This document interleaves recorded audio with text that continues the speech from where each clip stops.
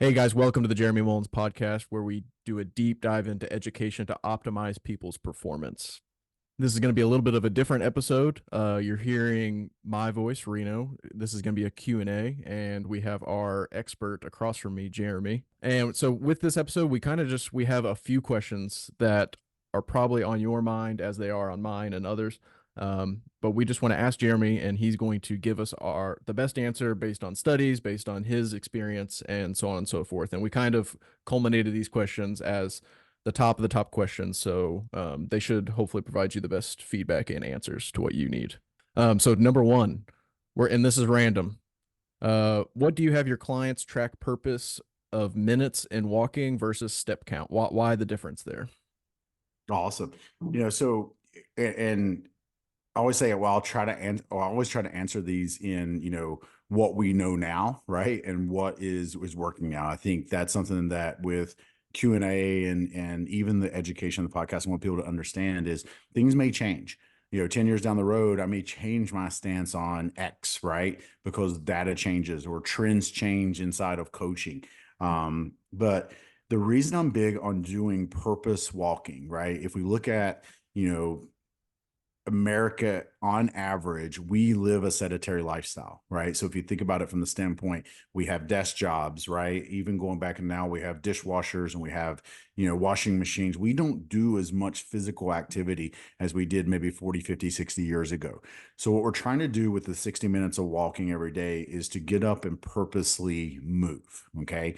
And the reason that we don't necessarily look at steps is wearables can overestimate, they can underestimate. They might be tracking your steps because you're just moving. Like I talk with my hands. So if I had a certain wearable that did that, then that would be in there.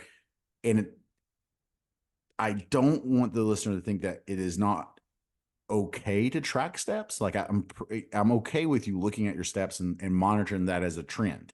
100%. Like if you say, okay, hey, in January, I was averaging 10,000 steps a day. Now in the springtime, I'm averaging 15,000 steps a day. Great. We know that movement has came up, but from the standpoint of like looking at it tactfully and working with people and developing baselines, I like to have my clients report back to me the minutes of purpose walking. That way it allows me to adjust it and say, okay, Reno, I need you to increase those minutes by 15 minutes, right? Because I know exactly what I'm doing in increasing it over the baseline that we're currently at.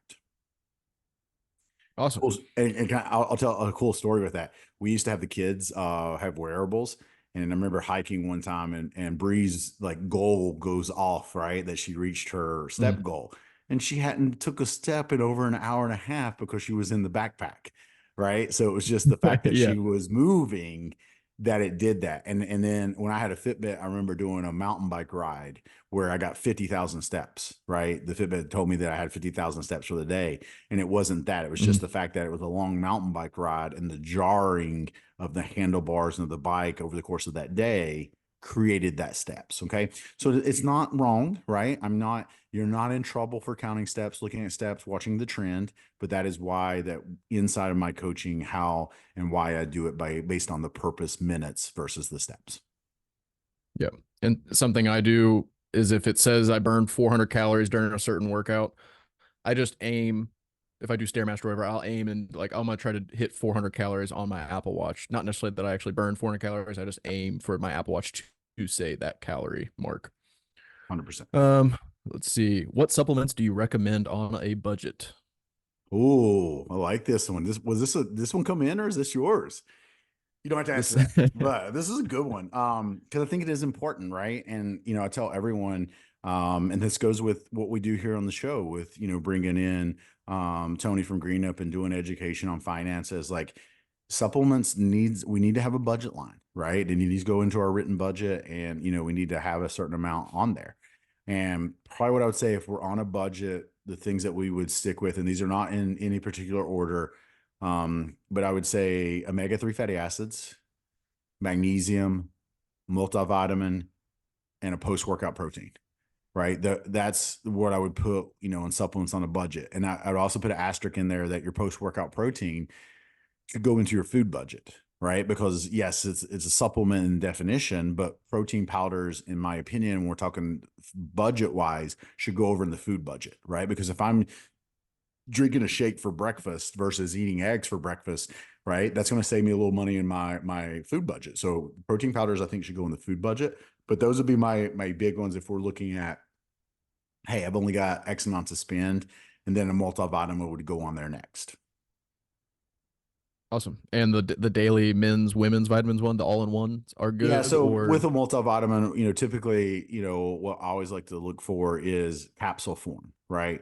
And of course, you say if you're going to be, hey Jeremy, what brand you're going to get? It's first form all the way, 100%, right? But we're not going to kick you off the JM's podcast island if you're doing another brand. But within multivitamins, what you want to look at is make sure they're in capsule form. Okay, when you start getting into the hard pressed multivitamins, the body will have a hard time completely breaking those down and absorbing them.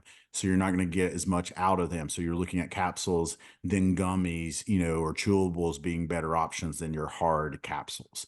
In first form, we have a M factor, which is just the multivitamin. So with this being a budget question, then I would say you would go with just the multivitamin and stay away from maybe the men and the women's packs that you were referring to, because when you get into that, you are going to get more micronutrients, but the price of those packages are going to go up.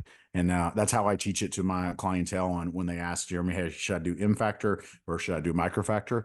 Microfactor is our multivitamin pack, and M factor is just our multivitamin. So if it's a budget question, go with the M factor. If you have the budget to go with the multi nutrient pack, go with microfactor. awesome. Can a client be short on carbs and fats? Okay, so I assume this is a fat loss client, right? Yeah, And the fat answer, loss. Yep. yeah. So the answer is going to be yes, right? So inside of your fat loss journey, we're always looking to hit your protein, or you have the green light to go above, right? Because the body cannot make protein. We need to make sure that we're hitting it every single day to maintain the muscle tissue on our fat loss journey. And then, yes, if you're short on carbs and fats, which are our fuel sources, it is totally okay to be short on those, which will cause your calories to be low and you will use more body fat, right? Now, once again, I always like to ask the client, is hunger good and is your energy good? Because you don't want to undereat carbs and fats and it causes your hunger and your energy to suffer, right? Because that may lead to overeating, which, and once again, doesn't help us to be a couple hundred calories short 2 days. And if we overeat 1,000 calories on the third day. Mm. So I guess short Awesome. answer, yes, you can be short carbs and fats. There we go. Maybe you need to put a Yeah. timer on me for these, right? Yeah, no, when you're tracking, don't worry. I like the first form thing. It gives you a little green check mark when you do hit it, but if you don't worry. Don't Yeah. stress it. Let's see. What is the difference between First Form's Level 1 and Formula One's protein powder? Awesome. So, and I'll do this to answer this directly, but a broad thing first. So we do have plant-based protein, vegan power protein that we provide. We do have some natural lines of protein that is going to use more of a natural sweetener versus, a fake artificial sweetener. So not going to get into those with this question since it is more directed to, okay, what is just the difference between the two main proteins that we have? So level 1 is a slow assimilating protein. Okay, what does that mean? It digests slower. It is designed to mimic the digestion of a real food protein source, which is a slower digestion. Okay, so with level 1, you're going to use this as like a protein replacement or in your smoothies. So if you're just saying having a salad and you don't want to have a chicken breast, or you don't want to have salmon, or you don't want to have a protein source on the salad, you could definitely drink a level 1 and have a salad, right? Or as a snack, you grab a fruit and drink a level 1, and it can be used as just, I hate to use the term meal replacement, because when you think meals, especially the way that we teach, you should have a protein source, a primary protein source with each meal and snack, and you should have produce with each meal or snack. So we don't like to use the terminology that level 1 is a meal replacement, because we'd like to see that produce added there. But you could definitely drink level 1 by itself, right? But it's going to digest slower. Therefore, it's going to stick with us a little longer, help us feel full. Versus Formula 1, think Formula 1 is the sport of racing, right? Formula One is 100% whey protein isolate is going to digest super fast. So a fast assimilating protein. And what this means is it's going to break down fast. That protein is going to break down amino acids, which is going to get back to the muscle cells ASAP. So you want to use Formula One in that post-workout setting, but you could also use Formula One pre-workout. You could also use Formula One first thing in the morning to break a fast to make sure that, hey, it's digested quickly and you're getting the amino acids back to the muscle cells. Those are the 3 times that I will generally recommend that we use it. So level 1 makes a thicker shake. So you can see it in the powder. It's kind of a thicker powder. It will make a thicker shake, which is more like the smoothies that I was talking about, or your protein ice creams or bud cakes that a lot of people make. And then Formula One makes more of a juice texture, right? So it's more of that liquid texture. From that standpoint. So I know a lot of people like the summer flavors, because you can get watermelon, cherry lime. It kind of makes it more like a juice texture when it's really hot. Awesome. And the final question, a big one. We've had a few of these. I experience indigestion, constipation, and heartburn regularly. Why would that be the case? Okay. First of all, with having multiple of those, I would say, hey, make sure you're following up with your family doctor to make sure there's nothing medically wrong, right? Especially if someone's having all of those symptoms. But when I hear those symptoms, the first thing I look at is, okay, what is the quality of foods in the diet? Because a lot of your processed foods, a lot of your fast foods, that type of stuff can cause some of those issues. So that would be the first thing I want to look at is, okay, what is the quality of the diet? How are we doing? Then I might go start looking at stuff like, okay, what is the gut health of this person, right?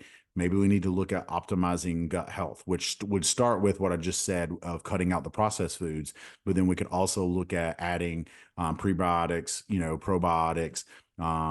If we're talking supplementation, we could look at OptiGreens that we have. There's some things that we could look at to improve that gut health.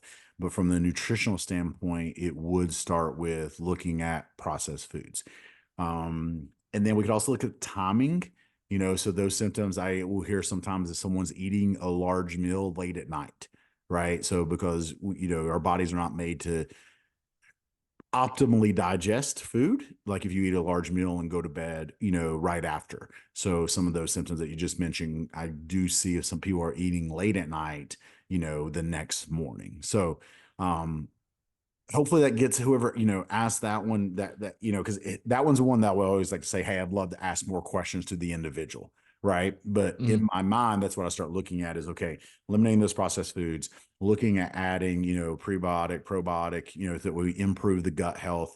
You could also look at digestive enzymes. Okay. So I'll paint a picture for this. If this is someone who's trying to gain weight, and they're eating a lot of calories and they're having these symptoms, then it could be a digestive enzyme issue. Well, maybe we need to add some digestive enzymes because they're just eating such a large volume of food that they need help digesting those foods. So great question. I'm sorry that one's tough to answer directly because there's a lot of other information I'd like to ask, to the person that had, sent it in or had it. But I think that's a good broad answer, if someone is having those symptoms. Cool. Awesome. Well, that is all the questions that we brought in. As far as we do have partners, you can get free consultations with some rejuvenation clinics and with GreenUp Wealth Management. If you're interested in those links are below. And then also, if any of these answers to these questions kind of ring a bell with you, you can work with Jeremy in the First Form app. It's $12 a month. You can make him your advisor. Just download the app with the link below and add jeremy@firstform.com for the email. Yep. And a lot of times with that, guys, you have to type that email in exactly. You can't just search it for some reason. It doesn't, if you put Jeremy in, it doesn't come up. So it's just type in jeremy@firstform.com. That should bring it up inside the app. And if you have any issues, you could always just email us here at the podcast and we'll take care of you. So I like this one. I'd like to do more of these. So if you guys do have questions, make sure that we're sending them over. We will, of course, answer them directly, but also start throwing them on the podcast. Absolutely, yeah. And our goal is here to provide as much free value, unlimited value to you as possible. So yeah, absolutely email those over. They come to me, I forward them to Jeremy, and he answers them literally as soon as we can get to them.